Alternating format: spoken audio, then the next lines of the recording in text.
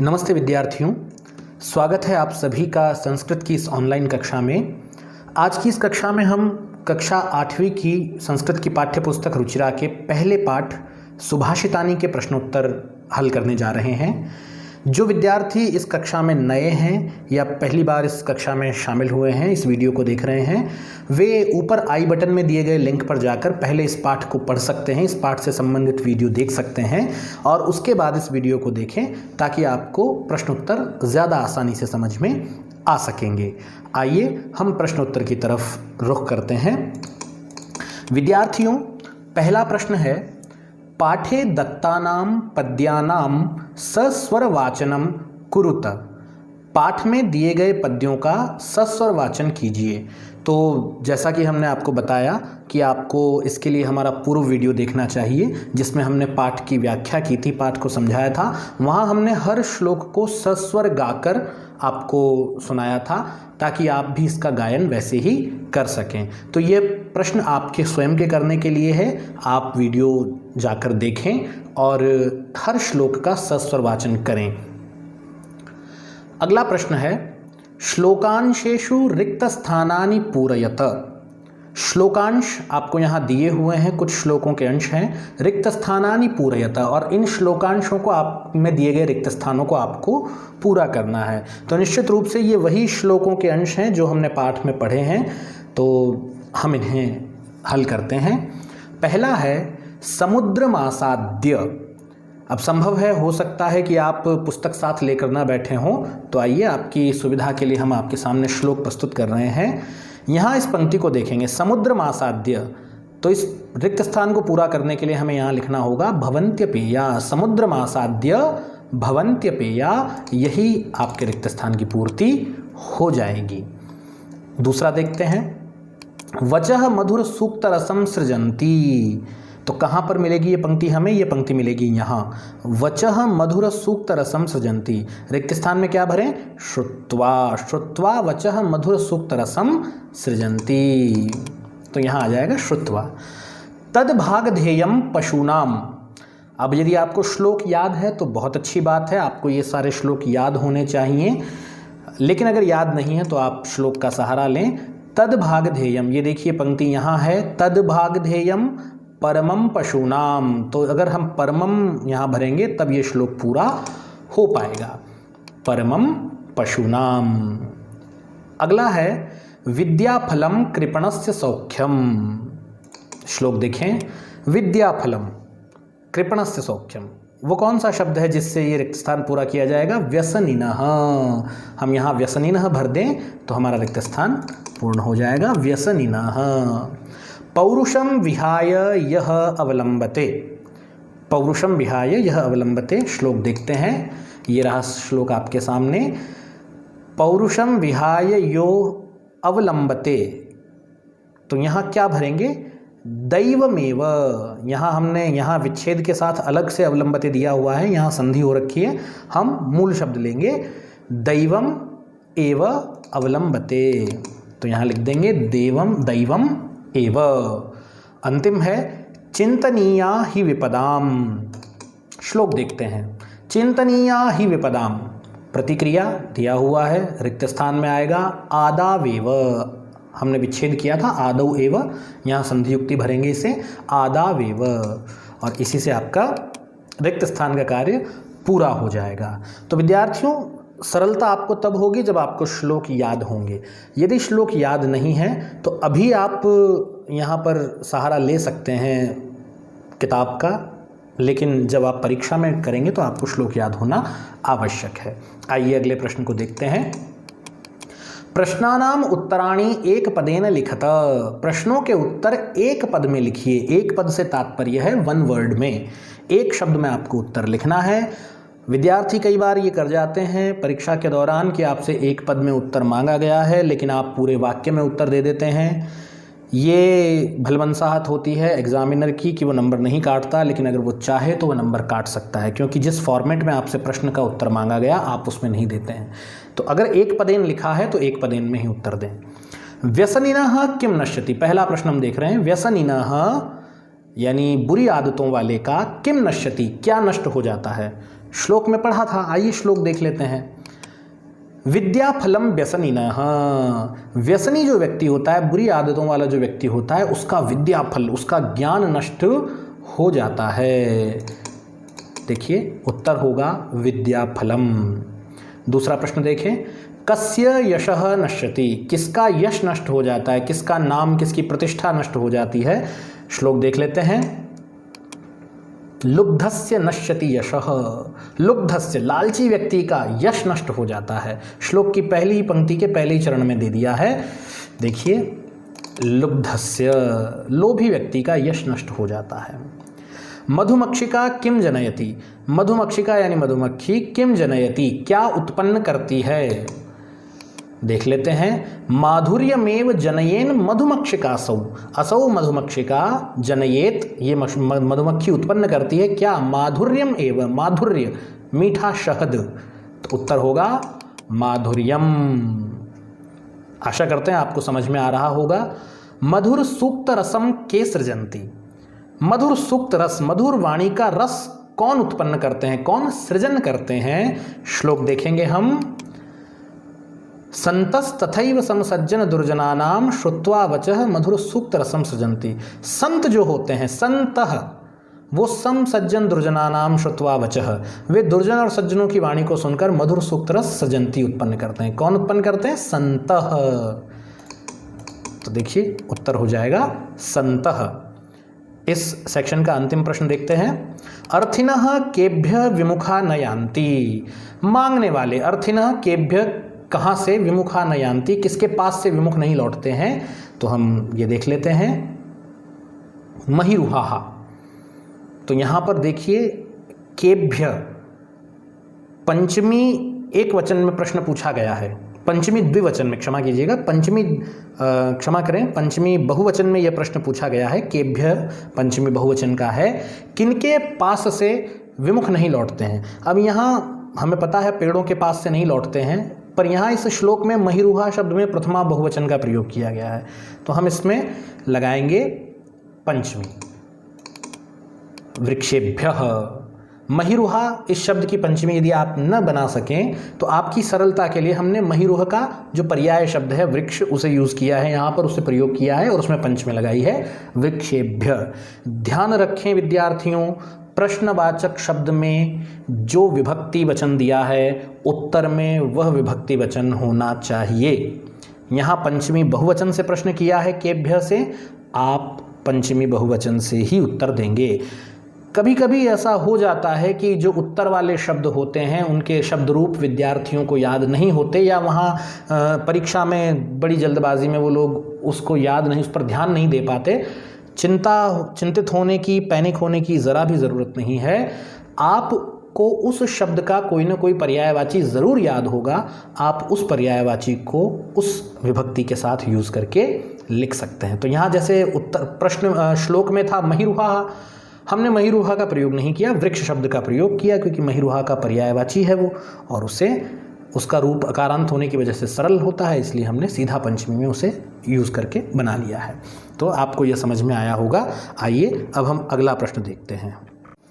विद्यार्थियों, अब अगले प्रश्न में कहा है, अधोलिखित तद्भव शब्दानां कृते पाठात् चित्वा संस्कृत पदानि लिखत।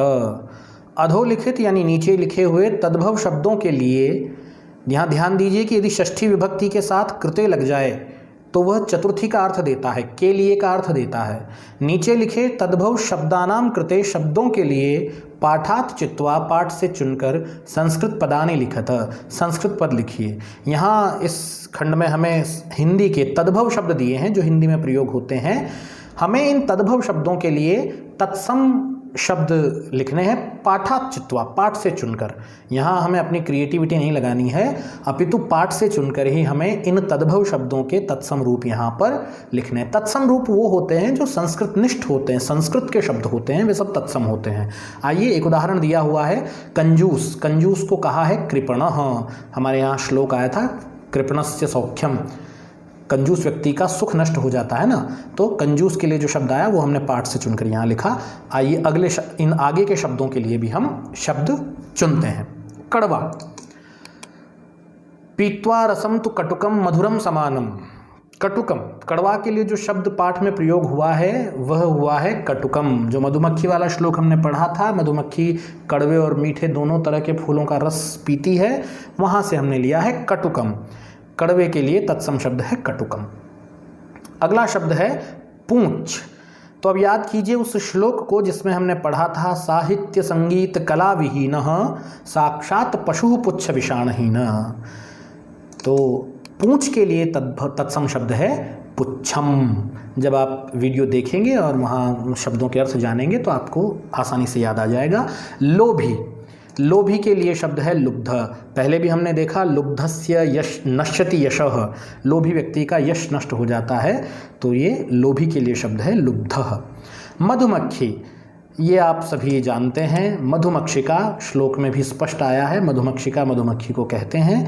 और तिनका, तिनका के लिए शब्द वही श्लोक साहित्य संगीत कला विहीन, उसकी अंतिम पंक्ति में आया है तृणम न खाद, उपांतिम पंक्ति में तीसरी पंक्ति में आया है तृणम न खादन्नपि जीवमानः। तृणम तिनका कहते हैं, तिनका के लिए जो तत्सम शब्द है वह है तृणम। संस्कृत में तिनका को तृणम कहते हैं। तो मैं समझता हूँ आप इन तत्सम तद्भव शब्दों के तत्सम रूप से परिचित हो गए होंगे। आइए अगले प्रश्न की ओर आगे बढ़ते हैं। अगला प्रश्न है, अधोलिखितेषु वाक्येषु कर्तृपदम क्रियापदम च चित्वा लिखत। अधोलिखित वाक्यों में यानी नीचे लिखे वाक्यों में कर्तृपदम कर्ता पद, क्रियापदम च और क्रियापद चित्वा लिखत चुनकर लिखना है। इन वाक्यों में कर्ता कौन है और क्रिया कौन है यह चुनकर लिखना है। अब कर्ता कौन होता है? जो क्रिया का करने वाला होता है, doer of the action. The doer of the action is called subject. तो क्रिया के करने वाले को हम कर्ता कहते हैं। क्रियापद, जो क्रिया हो रही है, जो काम हो रहा है वह क्रिया है। तो कर्तृपद और क्रियापद हमें चुनना है। एक वाक्य यहाँ दे रखा है, उदाहरण के लिए, संतः मधुर सूक्त रसम सृजंती। जो संत होते हैं, जो सज्जन होते हैं, वे मधुर सूक्त रसम मीठी वाणी का रस सृजंती उत्पन्न करते हैं। अब कैसे पता लगाएं कौन कर्ता है और कौन क्रिया है? क्रिया का तो पता आप फिर भी लगा सकते हैं क्योंकि आपने पठ आदि धातुओं के रूप याद किए हैं, पठती पठथ पठंती। तो आप तुरंत देखते ही समझ जाएंगे कि सृजंती क्रिया हो सकती है। या एक सामान्य नियम आप जानते हैं कि क्रिया वाक्य के अंत में आती है, तो ये भी एक तरीका है जानने का, लेकिन ये हमेशा काम नहीं करता है। पर सामान्य नियम यही है कि क्रिया वाक्य के अंत में आती है और कर्ता वाक्य के प्रारंभ में आता है। तो वाक्य के प्रारंभ में जो है वो कर्ता है और वाक्य के अंत में जो है वह क्रिया है। विद्यार्थियों, ये एक सामान्य नियम है, हर जगह लागू नहीं होगा क्योंकि संस्कृत में वाक्य विन्यास, शब्द विन्यास बदला जा सकता है, उनके सीक्वेंस को चेंज किया जा सकता है क्योंकि इससे अर्थ में कोई परिवर्तन नहीं आता। लेकिन एक सामान्य नियम, एक जनरलाइज्ड रूल मैंने आपको बताया है कि कर्ता वाक्य में पहले होता है और क्रिया वाक्य के अंत में होती है। तो एक तो ऐसे पहचान सकते हैं। दूसरा तरीका क्या है? दूसरा तरीका यह है कि कर्ता कारक में प्रथमा विभक्ति होती है। आप सभी को पता है, आपने टेबल में पढ़ा होगा कर्ता ने कर्म को करण से इत्यादि। तो वहां आप जानते हैं कि कर्ता में प्रथमा विभक्ति होती है। तो वाक्य में जहां प्रथमा विभक्ति नजर आए तो इसका अर्थ है कि वहां वह पद कर्ता है। यहां संतः, इस पद में प्रथमा विभक्ति बहुवचन है, तो ये निश्चित रूप से यह कर्ता है। और सृजंती क्रिया है, क्योंकि ये पठती पठत आदि धातुओं के रूप की तरह चल रहा है तो सृजंती क्रिया है। तो ये एक ट्रिक है। तो लेकिन कर्ता के लिए आप जान सकते हैं, यदि प्रथमांत पद है, प्रथमा विभक्ति वाला पद है, तो वह कर्ता होगा। ठीक है। और क्रिया जो है वाक्य के अंत में आपने देख ली है। लेकिन या आप अपने याद किए हुए धातु रूप के अनुसार पहचान सकते हैं क्रिया को। लेकिन और क्या तरीका हो सकता है? एक तरीका और है, आप वाक्य में प्रश्न कीजिए क्रिया से कि उसे कौन कर रहा है। जैसे यहाँ सृजंती, उत्पन्न करना क्रिया है, कौन उत्पन्न कर रहा है? उत्तर मिलेगा संतः, संत उत्पन्न कर रहे हैं, कर्ता हो गया। कौन उत्पन्न कर रहा है, जब ये कौन लगा के क्रिया से प्रश्न किया तो हमें उत्तर में क्या मिला? कर्ता मिला। और ठीक ऐसे ही हम इस कर्ता से प्रश्न पूछ लें क्या लगाकर कि संत क्या कर रहे हैं, तो उत्पन्न कर रहे हैं, सृजंती, क्रिया मिल गई। तो ये भी एक टिप है आपके लिए कि यदि हम कौन लगाकर क्रिया से प्रश्न पूछेंगे तो कर्ता मिलेगा, और क्या लगाकर कर्ता से प्रश्न पूछेंगे तो क्रिया मिल जाएगी। आइए आगे के वाक्य देखते हैं। निर्गुणम प्राप्य भवन्ति दोषाः, निर्गुणों को प्राप्त होने पर दोष हो जाते हैं। यहाँ प्रथमा कहाँ नजर आ रही है? ये देखिए, दोषाः, दोषः दोषौ दोषाः, प्रथमांत पद है भाई, तो यह कर्ता हो जाएगा। और सृजंती की तरह कुछ नजर आ रहा है, क्रिया भवन्ति, तो यह क्या हो गया? क्रियापद हो गया। अच्छा, दोषाः बहुवचन है तो क्रिया भी ना बहुवचन की आएगी, तो ये बहुवचन की क्रिया है, आप पहचान सकते हैं। आइए, गुणज्ञेषु गुणाः भवन्ति, गुणज्ञेषु गुणाः भवन्ति, इस पद में सप्तमी है, गुणज्ञेषु सप्तमी बहुवचन, तो ये तो कर्ता नहीं हो सकता। फिर प्रथमा किस में है? गुणा में है, गुणाः प्रथमा बहुवचन, देखिए दोषाः की तरह गुणाः, तो यानी हम निश्चित रूप से कह सकते हैं कि यह कर्ता है। और फिर बचा क्या हमारे पास? भवन्ति क्रिया है। मधुमक्षिका माधुर्यम जनयेत, मधुमक्खी शहद, माधुर्यम यानी शहद, जनयेत उत्पन्न करती है। आइए जो लास्ट टिप थी उसे यूज करते हैं। कौन उत्पन्न करती है? कौन लगाकर जनयेत से प्रश्न करते हैं। कौन का जनयेत, कौन उत्पन्न करती है? उत्तर मिलेगा मधुमक्षिका, तो आपका कर्ता हो गया मधुमक्षिका। अच्छा, हम प्रश्न पूछते हैं अब कर्ता से, मधुमक्खी क्या करती है? जनयेत उत्पन्न करती है, तो ये आपकी क्रिया हो गई। तो क्या लगाकर प्रश्न करेंगे तो कर्ता, और कौन लगाकर प्रश्न करेंगे तो कर्ता, और क्या लगाकर प्रश्न करेंगे तो क्रिया। आइए अगला वाक्य देखते हैं। पिशुनस्य मैत्री यशः नश्यति, पिशुनस्य मैत्री, चुगलीखोर की दोस्ती, यशः नश्यति, यश को नष्ट कर देती है। क्या होगा कर्ता? जिसमें प्रथमा होगी वही कर्ता होगा। आपको यहाँ लग रही होगी यशः में प्रथमा, लेकिन विद्यार्थियों यशः में प्रथमा नहीं है, प्रथमा है मैत्री शब्द में। मैत्री शब्द प्रथमांत पद है, इसलिए यहाँ कर्ता होगा। नाशयति, यह इसकी क्रिया हो जाएगी। क्या नष्ट कर देती है? हम कौन नष्ट कर देती है? क्रिया से प्रश्न करें कौन लगाकर, कौन नष्ट कर देती है? मैत्री नष्ट कर देती है। और मैत्री क्या कर देती है? नष्ट कर देती है। पिशुनस्य मैत्री, यहाँ पिशुनस्य पद को नहीं लिया है क्योंकि प्रथमांत पद मैत्री है, इसलिए हम मैत्री को ही कर्ता मानेंगे। आइए अगला वाक्य अंतिम देख लेते हैं इसमें। नद्यः समुद्रमासाद्य अपेयाः भवन्ति, नदियाँ समुद्र में मिलकर अपेय हो जाती हैं, पीने योग्य नहीं रहती हैं। क्रिया से प्रश्न करते कौन लगाकर, कौन अपेय हो जाती हैं? नदियाँ अपेय हो जाती हैं। प्रथमा किस पद में है? नद्यः में है, तो आपका कर्ता हो जाएगा नद्यः। नदियाँ क्या हो जाती हैं? नदियाँ क्या करती हैं? हो जाना, भवंती। ये सब स्पष्ट रूप से समझ में आ रहा है। हर बार हर ट्रिक हर जगह लागू ऐसा ज़रूरी नहीं है। भवंती आपको क्रियापद समझ में आ रहा है तो आप यहाँ पर सीधा भवंती लिख सकते हैं। ठीक है, तो जो 2-3 टिप्स हमने दिए वो उन्हें आप दोहरा लें। पहली जनरलाइज टिप ये है कि कर्ता वाक्य के पहले और क्रिया वाक्य के अंत में होती है, लेकिन ये हर जगह नहीं मिलेगा। जैसे यहाँ नहीं है, ठीक है, यहाँ नहीं है, क्लियर, यहाँ भी नहीं है। दूसरा, कर्ता में प्रथमा होती है और क्रिया कर्ता के अनुसार आती है। और तीसरा, कर्ता से क्या लगाकर प्रश्न करें और क्रिया से कौन लगाकर प्रश्न करें तो हमें उत्तर मिल जाते हैं। विद्यार्थियों, अगले प्रश्न में हमसे पूछा है, रेखांकितानि पदानि आधृत्य प्रश्न निर्माणम कुरुत, रेखांकित पदों के आधार पर प्रश्न निर्माण कीजिए।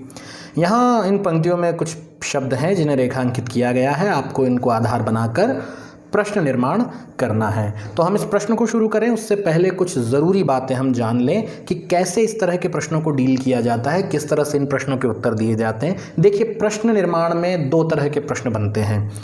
पहले प्रश्न तो वो होते हैं जहाँ रेखांकित पद के स्थान पर सीधे सीधे किम शब्द के रूप आ जाते हैं, और दूसरे प्रश्न वो होते हैं जहाँ प्रश्नवाचक शब्द तो आते हैं लेकिन वे किम शब्द में से नहीं आते, वे अन्य तरह के प्रश्नवाचक होते हैं, जैसे कुत्र है, कथम है, कदा है, कीदृशम है इत्यादि।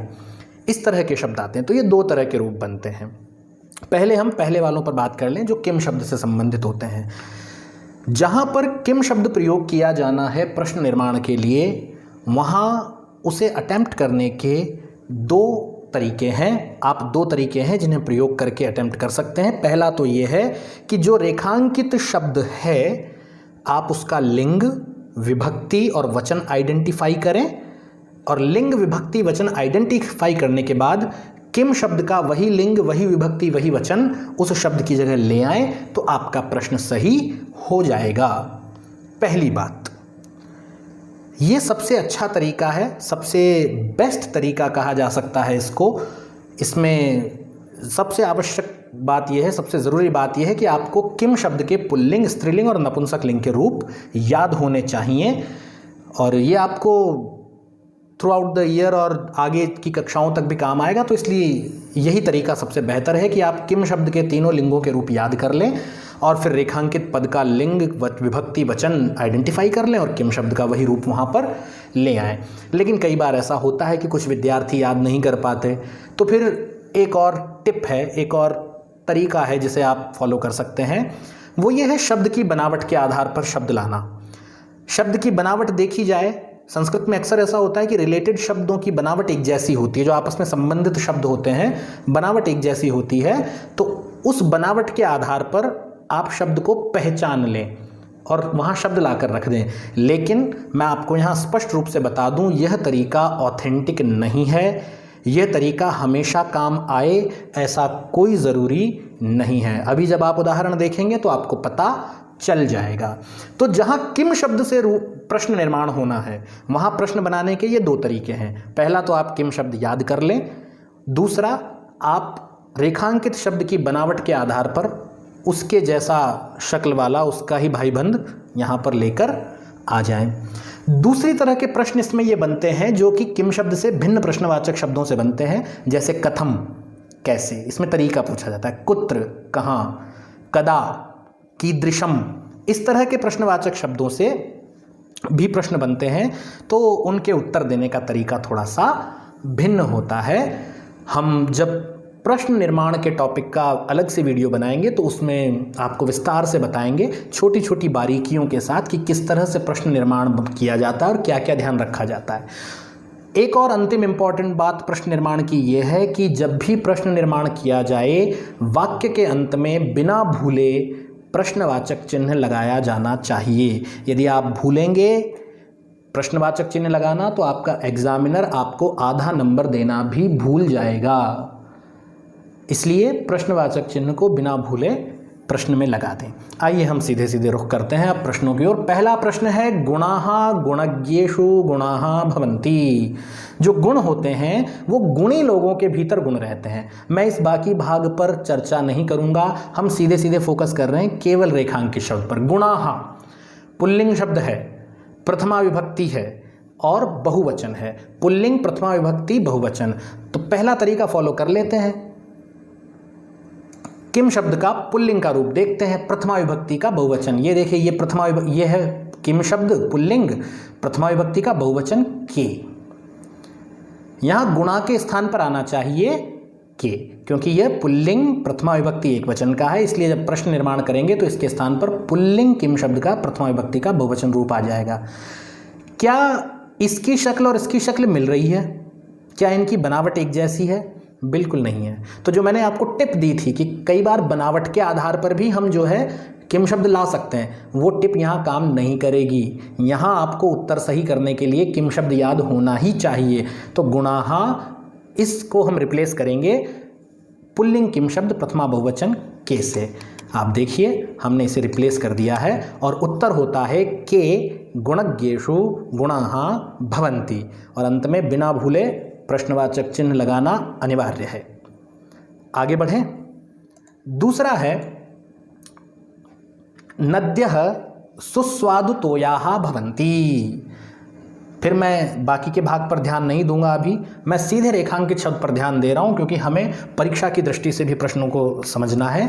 नद्यः, ये भी प्रथमा बहुवचन है लेकिन स्त्रीलिंग का है।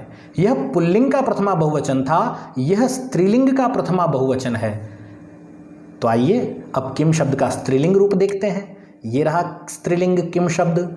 नद्यः प्रथमा बहुवचन है, तो क्या आएगा? प्रथमा का बहुवचन काहा। हम नद्यः को रिप्लेस करेंगे काहा से। क्या इन दोनों की शक्ल मिल रही है? नहीं मिल रही है। तो दूसरी टिप यहाँ भी काम नहीं करेगी। यहाँ भी आपको याद होना चाहिए किम शब्द के स्त्रीलिंग का रूप। अगर ये शब्द रूप याद है तभी उत्तर दे पाएंगे। तो देखिए हमने नद्य को रिप्लेस कर दिया का से, और जो उत्तर हमारे पास आया वो है काहा सुस्वादुतोयाः भवन्ति। और फिर से बिना भूले प्रश्नवाचक चिन्ह अवश्य लगाना है। विद्यार्थी अक्सर भूल जाते हैं, इसलिए मैं बार बार इस बात पर जोर दे रहा हूँ।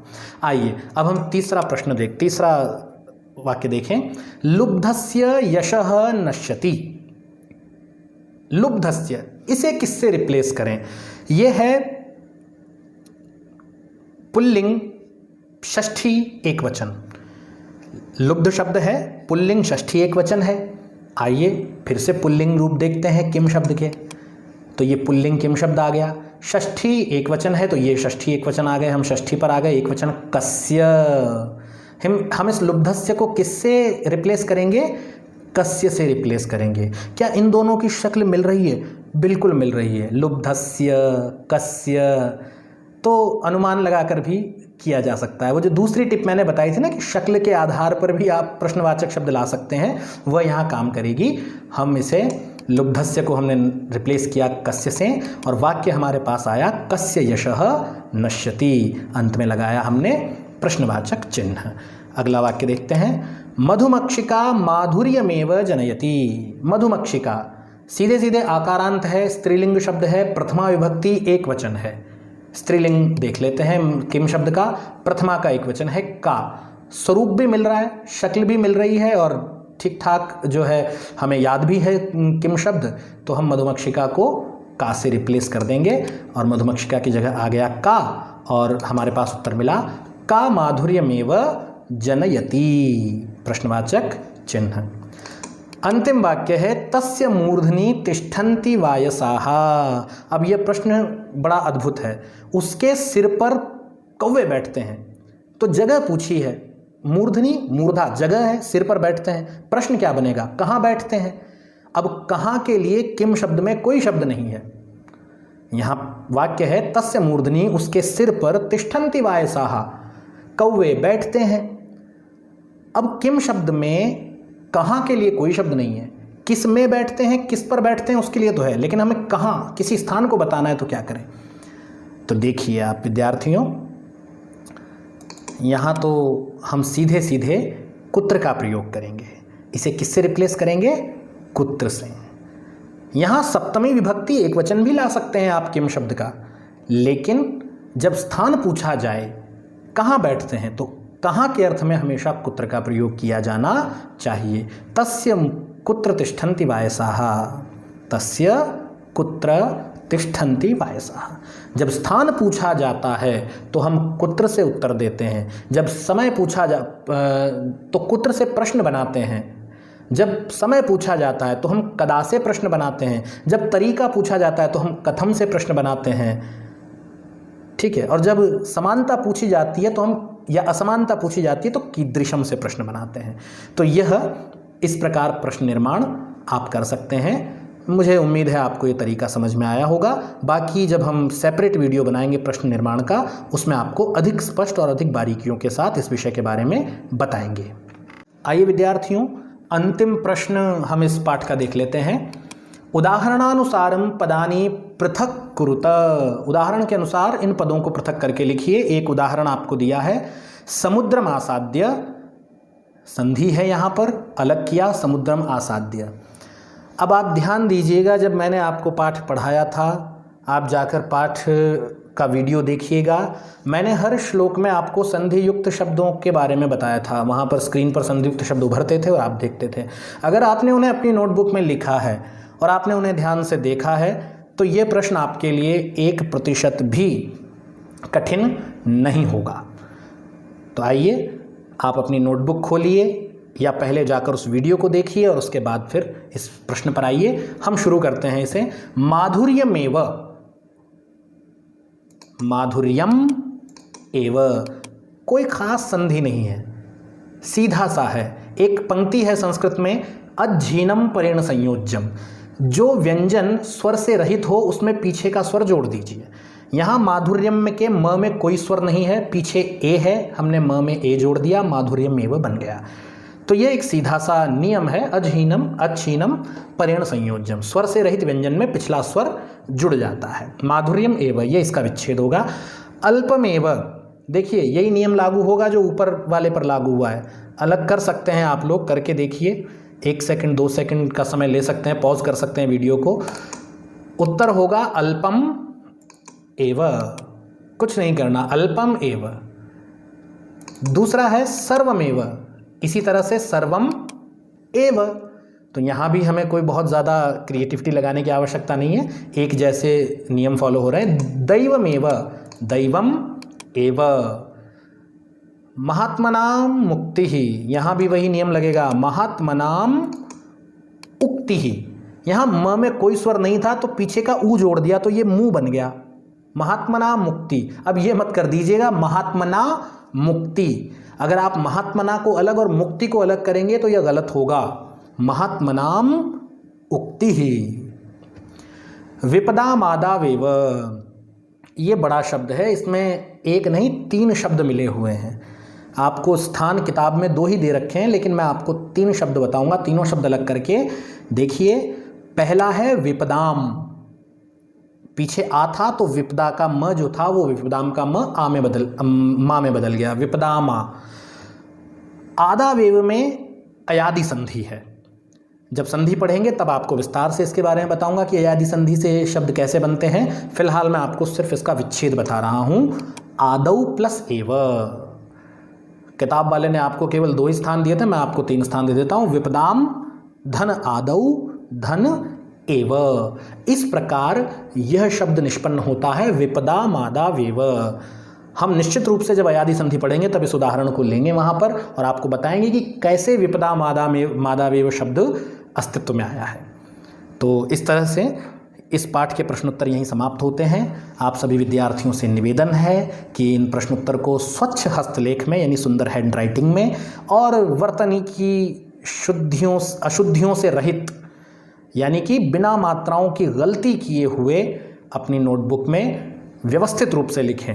व्यवस्थित रूप से मेरा कहने का तात्पर्य है शब्दों के बीच पर्याप्त दूरी हो, शब्दों का आकार पर्याप्त हो और 2 पंक्तियों के बीच उचित डिस्टेंस हो, उचित दूरी हो। इसे कहते हैं व्यवस्था से लिखना, व्यवस्थित रूप से लिखना। तो अच्छी हैंडराइटिंग में लिखें, व्यवस्थित रूप से लिखें, वर्तनी की शुद्धता के साथ लिखें, कोई अशुद्धि न करें मात्राओं की।